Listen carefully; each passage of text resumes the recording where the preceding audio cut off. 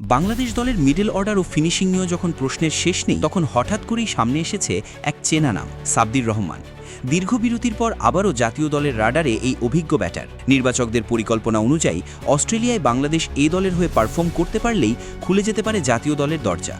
অর্থাৎ একটি টুর্নামেন্টই বদলে দিতে পারে তার পুরো কেরিয়ারের গল্প। সাব্বির কি ফিরবেন পুরনো রূপে, নাকি এটি হবে তার শেষ বড় সুযোগ? সেটাই এখন সবচেয়ে বড় প্রশ্ন। দীর্ঘ কয়েক বছর ধরেই জাতীয় দলের বাইরে রয়েছেন সাব্বির রহমান। মাঝে মধ্যে ঘরোয়া ক্রিকেটে ভালো পারফরমেন্স করলেও সেই পারফরমেন্স তাকে জাতীয় দলের দরজা পর্যন্ত নিয়ে যেতে পারেনি। নির্বাচকদের পরিকল্পনায়ও তার নাম খুব একটা দেখা যায়নি, ফলে অনেকেই ধরে নিয়েছিলেন হয়তো বাংলাদেশের জার্সিতে সাব্বিরের অধ্যায় শেষ হয়ে গেছে। কিন্তু সাম্প্রতিক সময়ে পরিস্থিতি আবারও বদলাতে শুরু করেছে। বোর্ড সংশ্লিষ্ট একাধিক সূত্র জানাচ্ছে, অস্ট্রেলিয়ায় অনুষ্ঠিতব্য টপ এন্ড টি-20 টুর্নামেন্টকে সামনে রেখে বাংলাদেশ এ দলে সুযোগ পেতে যাচ্ছেন সাব্বির রহমান।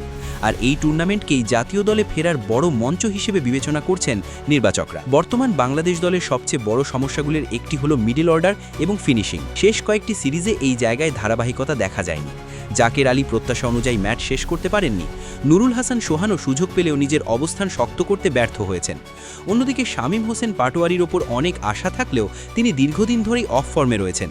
ফলে শেষের দিকে দ্রুত রান তোলার জন্য একজন অভিজ্ঞ ও আক্রমণাত্মক ব্যাটারির প্রয়োজনীয়তা আবারও সামনে এসেছে। এই কারণেই নির্বাচকদের নজর পড়েছে সাব্বির রহমানের দিকে।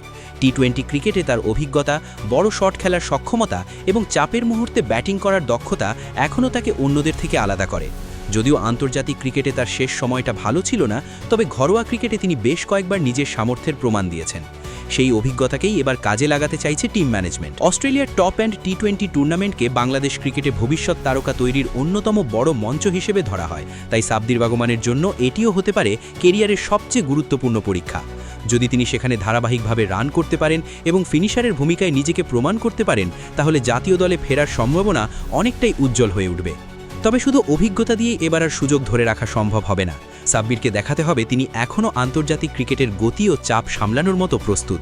বিশেষ করে অস্ট্রেলিয়ার কন্ডিশনে ভালো পারফরমেন্স করলে নির্বাচকদের আস্থা আরও বাড়বে। আর যদি এই সুযোগও হাতছাড়া হয়, তাহলে হয়তো আন্তর্জাতিক ক্রিকেটে ফেরার স্বপ্নটাও ধীরে ধীরে শেষ হয়ে যেতে পারে।